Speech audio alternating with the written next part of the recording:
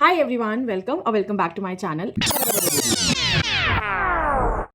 In this video, we will try to decode everything about the law paper. ठीक है, your confusion about law will be sorted in this video. I promise that. I have everything. I have the paper pattern. ठीक है, we can say paper prediction. Paper prediction as in कि कौन से question में कौन से part में कौन सा क्वेश्चन आ सकता है. ठीक है, द पार्ट्स में very but question like chapters और क्वेश्चंस की जो क्वांटिटी है वो सेम होगी 70-80% तक. ठीक है, और ये मैंने कैसे करा है, थोड़ा सा ट्रेंड एनालिसिस, थोड़ा सा पेपर एनालिसिस करके. दूसरी चीज़, I will also tell you the important topics of each chapter. अब आई एम नॉट सेइंग कि सिर्फ इतना पढ़ो. ठीक है, ये उन बच्चों के लिए है जिन्होंने 100% सिलेबस की कवरेज नहीं करी है. If you have done 70-80% of the syllabus, वो तो तुमने पूरा करा ही होगा. जो चैप्टर्स तुम छोड़ के जाने के लिए लाइक तुमने साइड कर दी ना, जैसे कि अगर iOS हो गया या फिर शेयर कैपिटल या मैनेजमेंट में से कोई टॉपिक हो गया, अगर तुमने ऐसा सोचा है कि तुम वो चैप्टर्स छोड़ के जाओगे, तो तुम उनके लिए क्या करो कि पूरा पूरा चैप्टर्स छोड़ने से अच्छा है कि just do these important topics. ठीक है, क्योंकि देखो चांसेस हमेशा होते हैं कि इंपॉर्टेंट टॉपिक्स में से एंड उन टॉपिक्स से पूछा जाए जो पीछे अटेम्प्ट्स में नहीं पूछे गए. तो वही कुछ टॉपिक्स की लिस्ट निकालिए. ठीक है, चैप्टर्स छोड़ रहे हो तुम वो ठीक है, बट अगर एक बार थोड़ा सा भी टाइम है तो एक बार इन टॉपिक्स को ऊपर ऊपर से देख लो. आई थिंक कि इनमें से कोई एक आधा क्वेश्चन फंस सकता है. ठीक है, दूसरी चीज़, I will also tell you कि कौन से चैप्टर्स अभी एक दो अटैम्प्ट से नहीं आए और इस अटैम्प्ट में आने की चांसेस बहुत ज़्यादा है. See I cleared law in September attempt. ठीक है, बहुत ही अनप्रिडिक्टेबल, बहुत ही डिफिकल्ट पेपर था उस अटैम्प्ट का. एंड उस टाइम भी लाइक मैंने 100% सिलेबस नहीं करा था. मैं भी थोड़ा 70-80% के आसपास ही करके गई थी. बट थोड़ा सा वो नहीं करते हम लोग, खुद एनालाइज करने की कोशिश करते हैं कि ये टॉपिक पहले आया था तो ये नहीं आएगा. लाइक थोड़ा सा ऐसे ही करके मैंने पढ़ा था एंड पेपर में वो चीज़ें थोड़ी थोड़ी दिख रही थी जो मेरे को लाइक माइंड में था. तो अब मेरा तो निकल गया, अब आप लोगों का भी निकल जाएगा. थोड़ा सा ट्राई करना सुनने की. ठीक है, बी पेशेंट. ये नहीं बोल रही कि बिल्कुल जो बता दिया वही पेपर आएगा. पेपर मैंने नहीं बनाया, पेपर किसी और टीचर ने भी नहीं बनाया, सिर्फ ICAI को पता है पेपर क्या आएगा. But this will give you a kind of better picture, better clarity कि आगे क्या कर सकते हो जो दिन बचे हैं. अगर थोड़ी सी कंफ्यूजन हो रही है, अगर तुमने 100% सिलेबस नहीं किया तो एटलीस्ट इतना तो करके जाना, ये चीज़ें मत छोड़ के जाना. ठीक है, ऑल्सो फॉर दोज जो पहली बार पेपर दे रहे हैं, जिनका फर्स्ट अटैम्प्ट है, उनको पेपर पैटर्न समझाना भी एक इंपॉर्टेंट चीज़ है, जिससे कि तुम्हें पेपर में बैठ के इन सब चीज़ों में टाइम वेस्ट ना करना पड़े कि मतलब क्या पेपर का सीन है, कैसे होता है, कैसे नहीं होता. तो वो सब चीज़ें भी बता दूंगी. ये सब चीज़ें ना पेपर से पहले पता हो तो एक सेंस ऑफ श्योरिटी रहती है, थोड़ा सा क्लैरिटी रहती है. ठीक है, कंफ्यूजन कम होती है, डर कम लगता है, क्योंकि कुछ भी चीज़ें तुम्हारे लिए अनएक्सपेक्टेड नहीं है, कुछ भी सरप्राइज नहीं है. You have the knowledge, you know everything पहले से, तो एक थोड़ा सा ना रिलीफ फील होता है. ठीक है, so without wasting any time हम स्टार्ट करते हैं. देखो पेपर का पैटर्न बता देती हूँ सबसे पहले, 2 मिनट लगेंगी. Question 1 is the compulsory question. ठीक है, फिर 2, 3, 4, 5 और 6 में से हमें कोई भी 4 क्वेश्चन अटेम्प्ट करने होते हैं. तो ये तो हो गई. उसके बाद हर क्वेश्चन में 3 पार्ट्स होते हैं, A, B and C. A and B 5 marks का होता है और C पार्ट होता है 4 मार्क्स का, तो 14 मार्क्स का एक क्वेश्चन होता है. ठीक है, उसके अलावा जो क्वेश्चन 6 है उसमें भी एक इंटरनल चॉइस आती है. लाइक क्वेश्चन A में क्या होता है, क्वेश्चन A एक पार्ट और लाइक तुम A में भी 2 पार्ट होते हैं, तुम्हारे पास इंटरनल चॉइस होती है, उसमें से चूज कर सकते हो. ठीक है, तो अच्छी खासी चॉइसेस होती है और ये चॉइसेस की वजह से ही लाइक ये बोला जाता है कि तुम एक दो चैप्टर्स छोड़ सकते हो, बट वो चैप्टर्स लाइक इंपॉर्टेंट वाले नहीं होने चाहिए. वो चैप्टर्स वो होने चाहिए that you can afford to leave. ठीक है, ओके. एक चीज़ और, इस टाइम पे हार्ड वर्क से ज़्यादा ना स्मार्ट वर्क ज़रूरी है. ठीक है, वैसे तो नॉर्मली भी तुम्हें प्रिपरेशन इसी माइंडसेट से करनी चाहिए कि स्ट्रैटेजिकली क्या चीज़ पहले करो, क्या चीज़ बाद में करो. बट अभी तक जैसे भी कर लिया. ठीक है, मेरी अगर लॉ वाली वीडियो देखी होगी उसमें भी I gave you a very clear picture कि कैसे कैसे क्या करना चाहिए. अगर वो नहीं देखी तो एक बार वो देख लो, और अगर देख ली है तो इसमें तुम्हारी सारी कन्फ्यूजन क्लियर हो जाएगी. ठीक है, कैसे तुम लास्ट में भी अब स्मार्ट वर्क कर सकते हो. अराउंड 1 वीक के रह गए तुम्हारे पेपर्स के लिए. लॉ से पहले भी अगर तुम ये वीडियो देखोगे ना एक दिन पहले भी, तो एक चीज़ लाइक तुम्हें फ़ायदा होगा कि तुम एटलीस्ट ये टॉपिक्स करके जाना. क्योंकि चलो मैं लॉजिक बताती हूँ पेपर उसके साथ साथ. अब जो चीज़ें बता रही हूँ वो पेपर का फिक्स पैटर्न है. ठीक है, पास्ट अटैम्प्ट से, जब से ये तुम्हारा न्यू स्कीम में आया है May 2024 में, तब से ऐसे आ रहा है.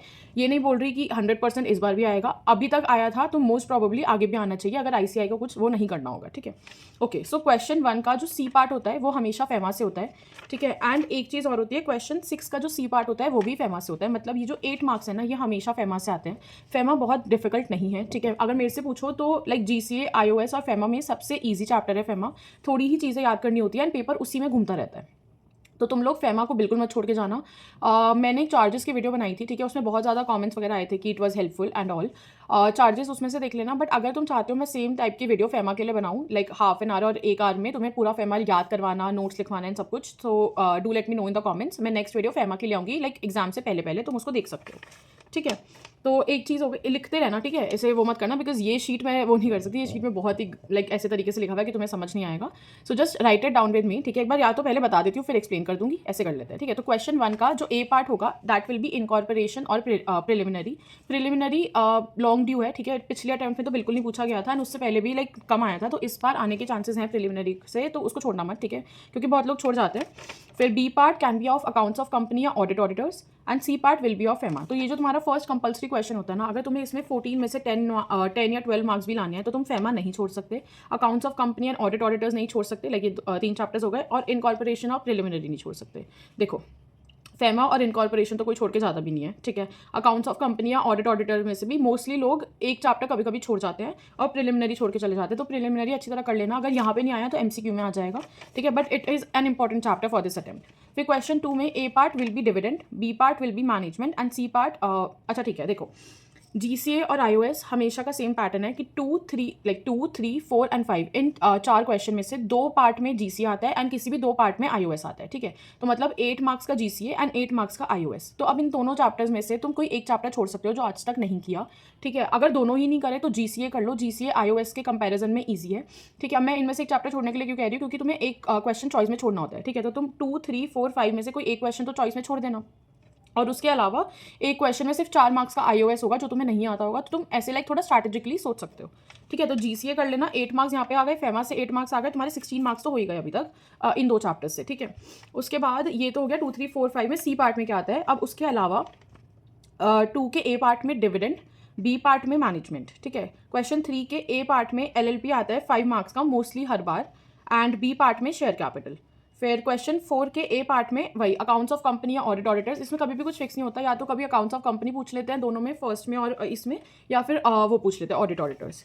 एंड क्वेश्चन 4 बी पार्ट, उसमें पूछ लेंगे LLP 5 मार्क्स. तो यहाँ से एक चीज़ हमें और पता चली है कि LLP आता है हमारे 10 मार्क्स का, ठीक है, ऑलमोस्ट हर अटेम्प्ट में. फिर क्वेश्चन 5 में A part will be of foreign company and B part will be prospectus या फिर इनकॉर्पोरेशन. इनकॉर्पोरेशन के थोड़े चांसेस कम है क्योंकि वो लास्ट टाइम अच्छा खासी वेटेज का पूछा गया था, ठीक है. तो प्रिलिमिनरी और प्रॉस्पेक्टस अच्छी तरह कर लेना, इनकॉर्पोरेशन भी कर लेना तुम एक बार. लाइक वही चीज़ होती है ना कि जो इंपॉर्टेंट चीज़ें हैं वो अच्छी तरह याद कर लो, ठीक है, उसमें थोड़ा ज़्यादा टाइम लगा लो, एंड जो थोड़ी कम इंपॉर्टेंट चीज़ें हैं उसकी वीडियो कान से निकाल लो. Like basically you have a basic idea, उसको रटने की ज़रूरत नहीं है. एंड क्वेश्चन नंबर 6, एक तो सी पार्ट होता है फेमा, ठीक है. उसके बाद ए पार्ट इस चार्जेस या डिपॉजिट में से एक चीज़. डिपॉजिट लास्ट टाइम पूछा गया था, चार्जेस बिल्कुल नहीं आया था, तो इस बार चार्जेस आ सकता है. And B part will be foreign company, again 5 marks. इस बार ऐसा लग रहा है कि फॉरेन कंपनी थोड़ी ज़्यादा वेटेज का आएगा, तो अराउंड 10 मार्क्स का आ सकता है, ठीक है. अब मुझसे पूछो तो क्वेश्चन 6 बहुत अच्छा क्वेश्चन होता है करने के लिए, तो क्वेश्चन 6 को कभी उसमें मत छोड़ना ऑप्शन में, ठीक है. 2, 3, 4, 5 में से तुम अपनी प्रिपरेशन के अकॉर्डिंग देख सकते हो. अब ये जो मैंने बताया है ये एकदम फिक्स पैटर्न नहीं है, ठीक है. जो बात बोले है कि फिक्स है वो तो फिक्स है कि ऐसे ऐसे आता था, बाकी में चैप्टर्स घुमा फिरा के आते हैं कि कभी अकाउंट्स ऑफ कंपनी पूछ लिया, कभी ऑडिट ऑडिटर्स पूछ लिया, ठीक है.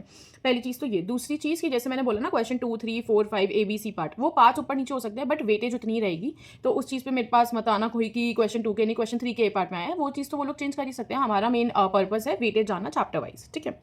ओके तो अब अगर एक बार इस चीज़ का कंक्लूजन क्या आता है, तो इस चीज़ का कंक्लूजन ये आता है कि तुम GCA 8 मार्क्स की आती है तुम्हारी, उसको मत छोड़ना. LLP अराउंड 10 मार्क्स की आ जाएगी, उसको मत छोड़ना. फेमा 8 मार्क्स का आता ही है, उसको मत छोड़ना, ठीक है. एंड फॉरेन कंपनी भी 5 to 10 मार्क्स का आ सकता है इस बार. iOS भी 8 मार्क्स का आता ही है, बट वही बात है कि तुम लाइक तुम्हें एक क्वेश्चन तो ऑप्शन में छोड़ना ही पड़ेगा, तो तुम इसको देख लेना, ठीक है. तो ये तुम्हारे कितने हो गए, अराउंड 30 से 35 मार्क्स हो जाएंगे इन्हीं चैप्टर्स से, जो कि इतना कुछ डिफिकल्ट नहीं है, ठीक है. बाकी प्रिलिमिनरी लगा लो 5 मार्क्स का, तो ऐसे ऐसे करके कर लेना. अब उसके बाद ठीक है, ये तो तुम्हारा पेपर पैटर्न हो गया, काइंड ऑफ पेपर प्रिडिक्शन हो गई कि किस पार्ट में क्या आ सकता है, ठीक है. ये चैप्टर्स ऐसे आ सकते हैं. देखो किसी को फिक्स पैटर्न नहीं पता होता, ये सिर्फ एक एनालिसिस है पास्ट पेपर्स की. बट हाँ अगर 100 मार्क्स का पेपर है, ठीक है, तो तुम 60-70% इससे एक्सपेक्ट कर सकते हो, इतना आई कैन से. ओके अब उसके बाद ना क्या करते हैं, चलो मैं तुम्हें एक चीज़ बताती हूँ कि सितंबर अटेम्प्ट में जो मेरा अटेम्प्ट था उसमें क्या क्या चीज़ें बिल्कुल नहीं पूछी गई. एक तो प्रिलिमिनरी से एक भी क्वेश्चन नहीं था, लाइक लिटरली 1 मार्क्स का क्वेश्चन भी नहीं था. इनकॉर्पोरेशन में से नहीं था, चार्जेस में से नहीं था, और डिविडेंड में से नहीं था. तो ये इतना तो सबको पता होगा कि अगर जो सितंबर अटेम्प्ट में उन्होंने नहीं पूछा तो वो चीज़ें ऑटोमेटिकली नेक्स्ट अटेम्प्ट के लिए इंपॉर्टेंट बन जाती हैं, ठीक है. तो कौन से चैप्टर, प्रिलिमिनरी, इनकॉर्पोरेशन, चार्जेस और डिविडेंड, ये चारों चैप्टर्स बिल्कुल मत छोड़ के जाना, ठीक है. देखो चार्जेस मैंने ऑलरेडी करा दिया, आई गेस 40-45 मिनट्स में तुम्हें पूरा चार्जेस याद करवाया है, ठीक है, अच्छी तरह से याद हो जाएगा तुम्हें, इसकी गारंटी मेरी है। किसी ने भी उसके लिए गलत रिव्यू नहीं बोला, सबने यही बोला कि it's a very compact size में तुम्हें ज़्यादा चीज़ें याद कराने की कोशिश थी मेरी उसमें, वो मैंने कराई है। तो तुम उसको देख लेना अगर तुम्हारा चार्जेस नहीं हुआ अभी तक। दूसरी चीज़, डिविडेंड छोटा सा चैप्टर है, लिटरली उसमें शायद 123 से लेकर 127 तक सेक्शन है, कुछ 4-5 सेक्शन है, उसको तो अच्छी तरह कर ही लो। बहुत ही छोटा चैप्टर है, अगर आया ना तुम्हें 5 मार्क्स फ्री के देके जाएगा। ठीक है, उसके अलावा प्रिलिमिनरी भी छोटा सा चैप्टर है, उसमें भी 5 मार्क्स फ्री के मिलेंगे, उसको भी कर लेना। एंड इनकॉर्पोरेशन थोड़ा बड़ा चैप्टर हो जाता है, बट क्योंकि तुम एलएलपी करते ही हो, ठीक है, एलएलपी तो कोई नहीं छोड़ता, अराउंड 10 to 15 मार्क्स की वेटेज होती है उसकी, तो एलएलपी और इनकॉर्पोरेशन 40-50% तो सेम ही है, तो तुम्हें ईजी होगा इनकॉर्पोरेशन को कंप्लीट करना। ये तो बात हो गई कौन सा चैप्टर बिल्कुल भी नहीं छोड़ने। अब चैप्टर वाइज एक बार चैप्टर 1 से लेकर सारे चैप्टर्स की वो देख लेते हैं कि चैप्टर वाइज तुम्हारे इंपॉर्टेंट टॉपिक्स कौन से हैं। वैसे तो आई वॉज थिंकिंग कि एक शॉर्ट टॉपिक वीडियो ऐसे सब्जेक्ट वाइज अलग बना दूँ, बट आई थॉट कि क्यों ही टाइम वेस्ट करना है, ठीक है, एक ही वीडियो में बता देती हूँ तुम्हें सारी इन्फॉर्मेशन लॉ से रिलेटेड, एंड फिर बाद में अकाउंट्स और अभी टैक्स की भी 1-2 दिन में डाल दूंगी। ठीक है, तो चैप्टर 1 से शुरू करते हैं। चैप्टर 1 प्रिलिमिनरी में देखो, अब ये चीज़ें मैं क्यों बता रही हूँ एक बार और सुन लो, डिस्क्लेमर, ठीक है। अगर तुमने ये चैप्टर्स आज तक नहीं करे या फिर करे हुए भी हैं तो रिवीजन इस ऑर्डर में कर लेना कि हर चैप्टर के जो टॉपिक्स बता रही हूँ वो सबसे पहले कर लेना, एंड बाकी के टॉपिक्स इसके बाद देखना। ठीक है, ये मैं नहीं कह रही मैं बिल्कुल भी कि छोड़ के जाना है, कुछ भी छोड़ के नहीं जाना, जितनी कवरेज कर सकते हो उतना अच्छा होता है, बिकॉज अगर रिटन पेपर में भी नहीं आया तो तुम्हारे MCQ में तो कुछ भी आ सकता है ना, तो उसके लिए भी तुम्हें प्रिपेयर होना पड़ेगा। ठीक है, बहुत बार बता दिया, अब वो मत रखना कोई कन्फ्यूजन। अब देखते हैं प्रिलिमिनरी में, एक तो डेफिनेशन देख लेना, स्मॉल कंपनी की थोड़ी लिमिट्स इंपॉर्टेंट हो जाती है, नेटवर्थ, ठीक है, फाइनेंशियल स्टेटमेंट, रिलेटेड पार्टी और फ्री रिजर्व्स, ये 5 चीज़ें सबसे पहले याद कर लेना। ठीक है, अब इन चीज़ों को ना थोड़ा वर्ड टू वर्ड कीवर्ड्स सब कुछ याद करने की कोशिश करना कि इसमें मार्क्स ना कटे, और बाकी चीज़ें एक बार फटाफट से वो कर लेना जैसे अभी तक तुम करते आ रहे हो। तो प्रिलिमिनरी में small company, net worth, financial statement, related parties और फ्री रिजर्व्स। ठीक है, उसके बाद 1 और 2 का मिक्स ही है ये, इसमें इनकॉर्पोरेशन भी आ जाएगा, OPC, ठीक है, 1% company, it's an important topic. दूसरा एग्जीक्यूशन ऑफ बिल्स, तीसरा रिलेटेड पार्टी, चौथा प्रमोटर्स की डेफिनेशन, पांचवा एंट्रेंचमेंट क्लॉज, ये बहुत इंपॉर्टेंट है, ये लास्ट अटेम्प्ट में भी पूछा जा सकता था, नहीं आया तो इस अटेम्प्ट में आ सकता है। ठीक है, और नेक्स्ट है इंडोर मैनेजमेंट। 1 और 2 में से पहले इतना स्ट्रॉन्ग कर लेना, एंड उसके बाद बाकी चीज़ें अपनी तरीके से याद कर लेना। फिर चैप्टर नंबर 3 प्रॉस्पेक्टस में देखो, शेल्फ प्रॉस्पेक्टस इस बार आने के बहुत ज़्यादा चांसेस हैं। ठीक है, तो शेल्फ प्रॉस्पेक्टस, डीम्ड प्रॉस्पेक्टस और रेड हियरिंग प्रॉस्पेक्टस, इन तीनों प्रॉस्पेक्टस को अच्छी तरह कर लेना। उसके बाद GDR, ठीक है, ग्लोबल डिपॉजिटरी वाला, फिर OFS, उसके बाद प्राइवेट प्लेसमेंट और अंडरराइटिंग कमीशन, इसके रिलेटेड जो भी प्रोविजन, जो भी सेक्शंस हैं, इन चीज़ों को मत छोड़ना।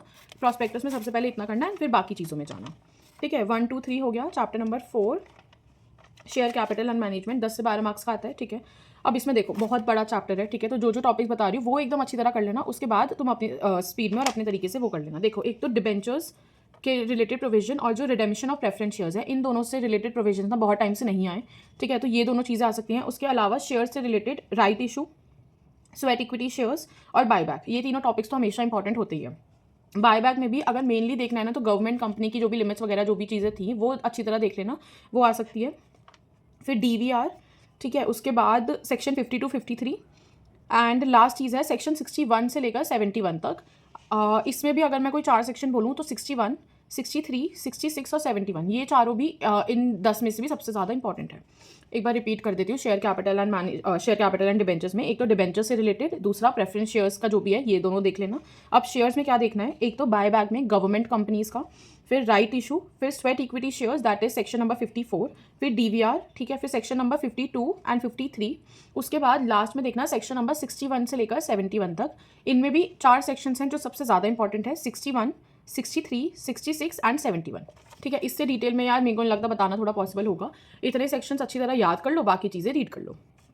ठीक है, अब चैप्टर नंबर 5 आता है डिपॉजिट्स। ठीक है, देखो पिछले 2 अटेम्प्ट्स में ना यही पूछा जा रहा है कि what is deposit and what is not deposit, ऐसे टाइप के क्वेश्चन। देखो, डिपॉजिट चैप्टर 2 पार्ट्स में है, एक तो यही डिपॉजिट की डेफिनेशन और डिपॉजिट में क्या आता है क्या नहीं आता, और दूसरा आता है जो बाकी की प्रोविजंस है। तो जो ये वाला फर्स्ट वाला पार्ट है ना कि डिपॉजिट में क्या आता है और क्या नहीं आता, वो थोड़ा इस अटेम्प्ट के लिए कम इंपॉर्टेंट है। ठीक है, रिटर्न में मुझे आने के चांसेस कम लग रहे हैं, MCQ में पूछ सकते हैं वो लोग 1 या 2 क्वेश्चन, बट रिटर्न में इस बार आने के चांसेस है बाकी कॉन्सेप्ट्स में से। उसमें भी सेक्शन नंबर 73 और 76 are the most important, and उसके अलावा भी सेक्शंस करके जाने। देखो, मैंने तुम्हें बताया है कि ये जो छोटे छोटे चैप्टर्स है ना, 4 dividend, charges, deposit of foreign company, इनको तो अच्छी तरह करके जाया करो, ठीक है। इसमें इजी 15-20 मार्क्स होते हैं हर अटेम्प्ट में आता है, क्योंकि वो इंटरचेंज होकर आते रहते हैं, कभी चार्जेस आ गया, कभी डिपॉजिट आ गया, कभी फॉरेन कंपनी आ गया, कभी डिविडेंड आ गया, बट आता है, ठीक है। तो डिपॉजिट में ऐसे कर लेना। डिपॉजिट की भी I can make the video charges की तरह इफ़ यू वांट, तो do let me know in the comments. फिर chapter number 6 charges, again it is very important, मेरी बात सुन लो, ठीक है। मेरे को लगता है कि चार्जेस आएगा, क्योंकि पिछली बार चार्जेस का एक भी क्वेश्चन नहीं आया, तो चार्जेस अच्छी तरह कर लेना, ठीक है। बहुत ही छोटा चैप्टर है, वैसे तो पूरा ही करना। सबसे ज़्यादा अच्छी तरह याद कौन से सेक्शन कर लेना, 78, 80 और 83, ये तीनों सेक्शंस बहुत अच्छी तरह याद कर लेना, बाकी तुम्हें पूरा वो करना ही है। और कैसे कर सकते हो, मेरी वीडियो भी है, किसी और से करा हुआ है वैसे कर लो, मैं कुछ वो नहीं कर रही कि फोर्स कर रही हूँ कि मेरी वीडियो ही देखो। आई एम जस्ट सेइंग कि मैंने उसमें 40-50 मिनट में तुम्हें याद कराने की कोशिश करी है, तो अगर अभी तक याद नहीं हुआ है तो you can give it a try, okay. उसके बाद chapter number 7 management, again it's a very big chapter, ठीक है। तो अगर तुमने अभी तक छोड़ा हुआ है कि हमें ये करके नहीं जाना, तो ठीक है, वैसे भी तुम छोड़ के जा रहे थे, जो जो सेक्शंस बता रही हूँ वो एक बार कर लो, क्या पता कुछ आ ही जाए, ठीक है। तो सेक्शन नंबर 88, सेक्शन नंबर 94, 96, ठीक है, ये तो है थोड़े से कम इंपॉर्टेंट। 101, 102, 105, 106, 118, 119 और 121, ये बहुत ज़्यादा इंपॉर्टेंट सेक्शंस हैं। लाइक बेसिकली यार तुम देखो कितना बड़ा चैप्टर है, कितने सारे सेक्शन है, उनमें से सिर्फ ये बोले मैंने, तो ये अच्छी तरह करना, ठीक है। वो जो AGM वगैरह वाली चीज़ें हैं वो बहुत इंपॉर्टेंट है, उसमें टाइम लिमिट्स बहुत इंपॉर्टेंट है, उसमें डेज वगैरह चीज़ें बहुत इंपॉर्टेंट है, एंड EGM वाली भी। लाइक बेसिकली इतने सेक्शन अच्छी तरह कर ही लेना, उसके बाद तुम्हें जितना अच्छा आता है उतना अच्छी तरह तुम रिवाइज कर लेना। Section 88, 94, 96, 101, 102, 105, 106, 118, 119 and 121, okay. फिर आते हैं चैप्टर नंबर 8 पे। चैप्टर नंबर 8 इज़ डिविडेंड, ठीक है। सेम चीज़ है, 2 से 3 अटैम्प्ट में नहीं पूछा गया है आज तक, आ सकता है इस बार, मेरी प्लीज़ बात मान लो, मैं कैसे कन्विंस करूँ, बट चार्जेस और डिविडेंड देखने को मिलेगा तुम्हें पेपर में, लाइक आई एम 90% श्योर, ठीक है। तो डिविडेंड का तो whole chapter is very important, कुछ भी पूछ सकते हैं, छोटा सा चैप्टर है 4-5 सेक्शंस का, तो उसको तो अच्छी तरह कर ही लेना। उसके अलावा अगर तुम्हें फिर भी वो करना है कि किसी सेक्शन को इंपॉर्टेंस देनी है, तो सेक्शन 123 एंड सेक्शन 127 सबसे ज़्यादा इंपॉर्टेंट है इसमें। उसके बाद चैप्टर नंबर 9 पे आते हैं। Chapter number 9 is accounts of company, इसमें सेक्शन 129, 134, 136 एंड 137 सबसे अच्छी तरह करना। सबसे पहले 136 और 137 करना, फिर 134, फिर 129, ठीक है। उसके बाद chapter number 10 that is audit auditors, ठीक है। उसमें कॉस्ट ऑडिट में से इस बार क्वेश्चन आ सकता है, इट्स वेरी इंपॉर्टेंट, ठीक है, बहुत टाइम से नहीं पूछा गया है। फिर नॉन ऑडिट सर्विसेज, फिर removal and resignation of auditors, फिर क्वालिफिकेशन एंड डिस्क्वालिफिकेशन। देखो डिस्क्वालिफिकेशन ऑफ ऑडिटर्स और कॉस्ट ऑडिट सबसे ज़्यादा इंपॉर्टेंट है इस चैप्टर में से, अगर कुछ भी नहीं करके जा रहे ना एटलीस्ट इतना करके जाना। और अपॉइंटमेंट ऑफ ऑडिटर्स में गवर्नमेंट कंपनीज का देख के जाना, कैजुअल वैकेंसी आना थोड़ा सा कम लग रहा है, बट इतना तो करके ही जाना, ठीक है। उसके बाद चैप्टर नंबर 11 पे आते हैं, इट इज़ फॉरेन कंपनी, ठीक है। सेक्शन 380, 381, 383 एंड 393, ये 4 सेक्शंस कर लेना। वीडियो बहुत लंबी हो रही है इसलिए मैं फटाफट बता रही हूँ, कुछ कंफ्यूजन रह जाए, कुछ डाउट रह जाए तो टेलीग्राम पे पूछ लेना, कमेंट्स में पूछ लेना, या फिर इंस्टा पे मैसेज कर देना, ठीक है। फिर चैप्टर नंबर ठीक है ये हो गया। अब उसके बाद अदर लॉज में अगर GCA का पूछो तो देखो GCA भी आराम से 10 नंबर का आता है, ठीक है। इसमें डेफिनेशंस बहुत सारी हैं, तो तुम्हें किस पे फोकस करना है, लाइक बेसिकली डेफिनेशंस जो है वो वर्ड टू वर्ड होनी चाहिए। तो इमूवेबल प्रॉपर्टी, मूवेबल प्रॉपर्टी, फिर गुड फेथ, ठीक है, ओथ या स्वेयर की ऑलमोस्ट सेम होती है, डॉक्यूमेंट, एक्ट एंड एफिडेविट, इतनी डेफिनेशंस देख लेना। फिर सेक्शन 27 देख लेना, पोस्ट वाला, इसमें से 4 मार्क्स का एक बहुत अच्छा क्वेश्चन बन सकता है और बन भी सकता है, लाइक इस बार आने के चांसेस हैं सेक्शन 27। फिर नेक्स्ट चीज़ है, अगर वो जो कोर्ट वाला पॉइंट था कि कोर्ट क्लोज होता है नेक्स्ट डे, तो फिर क्या प्रोविजन वगैरह है वो वाली चीज़, और एक डिस्टेंस से रिलेटेड जो प्रोविजन है वो वाली चीज़, डिस्टेंस टाइम और डिस्टेंस मेजरमेंट वाला, ठीक है। फिर ठीक है ये हो गया तुम्हारा LLP में देखो बहुत ध्यान से सुनना, फटाफट बता रही हूँ। एक तो who can be a partner in LLP, it's an important part. अगर डेफिनेशन में पूछो तो स्मॉल LLP की जो लिमिट्स हैं वो आ सकती है, स्मॉल LLP और स्मॉल कंपनी दोनों की लिमिट्स इंपॉर्टेंट है, क्योंकि अभी थोड़े टाइम पहले चेंज हुई थी। फिर registration of LLP is an important topic, financial year in LLP में MCQ बन सकता है। सेक्शन 32, 33, 34 एंड 35, ये चारों सेक्शन LLP में इंपॉर्टेंट है। डेजिग्नेटेड पार्टनर से रिलेटेड हर चीज़ इंपॉर्टेंट है। एंड नेक्स्ट है सेक्शन 60 एंड सेक्शन 62, ठीक है। इतना कर लो अच्छी तरह से, एंड बाकी चीज़ें भी देख लो अपने हिसाब से। अगर छोड़ा हुआ है ना LLP तो इतना तो कर ही लेना, वैसे LLP छोड़ने वाला सेक्शन है, चैप्टर है नहीं, LLP को पूरा ही करके जाना। उसके बाद लास्ट पे आ जाते हैं फेमा। देखो फेमा में वैसे तो देखो फेमा में एक चीज़ बताती हूँ, रेजिडेंशियल वाला जो पार्ट है ना, 2 पार्ट्स में, एक तो रेजिडेंशियल वाला पार्ट है PRI और PROI, एंड दूसरा है ट्रांजैक्शंस वाला। तो जो रेजिडेंशियल वाला पार्ट है वो भी थोड़े टाइम से नहीं पूछा गया है, वो इंपॉर्टेंट है, ठीक है, इस बार के लिए आ सकता है। तो रेजिडेंशियल वाले पार्ट में एकदम अपनी क्लैरिटी रखना कि कौन PRI होता है, कौन PROI होता है, वो चीज़ बहुत इंपॉर्टेंट है। दूसरी चीज़ वो भी बता देती हूँ एक बार, जो ट्रांजैक्शंस है उसमें क्या फोकस करना है क्या नहीं करना थोड़ा। देखो permissible transactions by PRI, it's an important topic. फिर टी एंड टोबैको वाला जो है जिसमें वो इनवॉइस वैल्यू 10% है, वो चीज़ पूछ सकते हैं, ठीक है। डिफाइन में क्या पूछ सकते हैं, एक तो ऑथराइज पर्सन पूछ सकते हैं, ठीक है। करेंसी में क्या क्या आता है वो पूछ सकते हैं। एक टॉपिक है जो स्टूडेंट हुआ स्टडिंग आउटसाइड इंडिया, उनको PROI बोलते हैं, वो वाली चीज़ याद रखना। फिर रेमिटेंसेस का पॉइंट है जो by person other than individual, वो चीज़, ठीक है। और एक एग्जेम्प्टेड करंट अकाउंट ट्रांजैक्शंस, ये चीज़ें सबसे पहले याद कर लेना, क्योंकि फेमा में याद करने की चीज़ें थोड़ी ज़्यादा है, तो इन चीज़ों को पहले याद कर लेना, फिर बाकी चीज़ों को बाद में याद करना, ठीक है। आई have a very good note for FEMA, like मेरा 9 से 10 पेजेस में पूरा फेमा जैसे मैंने चार्ट्स बना के याद किया था, वो चीज़ है। अगर याद करना चाहते हो मेरे साथ तो मेरे को बता देना, मैं नेक्स्ट वीडियो जितना जल्दी हो पाएगी, लाइक पेपर से पहले डाल ही दूंगी, तो उसको भी तुम 1 से 2 घंटे में अपना फेमा कंप्लीट कर सकते हो, ठीक है। सारे चैप्टर्स हो गए, एक iOS बचा है। देखो iOS में मेरे को नहीं समझ में आया ऐसे कि कौन से टॉपिक्स आ सकते हैं, बिकॉज iOS में ना ये लोग खेलते रहते हैं, कुछ भी दे देते हैं। तो iOS अगर नहीं करा आज तक तो छोड़ दो, ठीक है। इतनी चीज़ों पे फोकस करो, बाकी सिलेबस अच्छी तरह कर लो। 10 मार्क्स का iOS आता है, जिसमें से तुम लाइक एक क्वेश्चन तो छोड़ ही सकते हो, तो तुम्हारी 4-5 मार्क्स का ही थोड़ा सा रिस्क रहेगा जो iOS का होगा। उसके अलावा बट इतना भी कर लोगे तो फिर 4-5 मार्क्स मैटर नहीं करते इतना, ठीक है। आई होप थोड़ी सी भी हेल्प होगी, थोड़ी सी भी क्लैरिटी मिली होगी। इतना जल्दी मैंने बोलने की कोशिश करी है जितना जल्दी हो पाए, जिससे कि मैं तुम्हें सारी चीज़ें समझा पाऊँ। चैप्टर वाइज शांति से बैठ के एक दिन ये चीज़ें लिख लो, एंड क्या करना, जब भी पढ़ने बैठो ना तो अपनी ये लिस्ट साइड में रख लेना एंड करते रहना, लाइक एक एक करके उस पर टिक मारते रहना कि इतना हो गया, एंड उसके बाद चैप्टर की स्पीड थोड़ी बढ़ा देना और उसको फटाफट से कंप्लीट कर लेना, ठीक है। कोई भी चैप्टर छोड़ के नहीं जाना, किसी भी चैप्टर में सिर्फ इतना करके नहीं जाना है, ठीक है। पूरा चैप्टर करना है।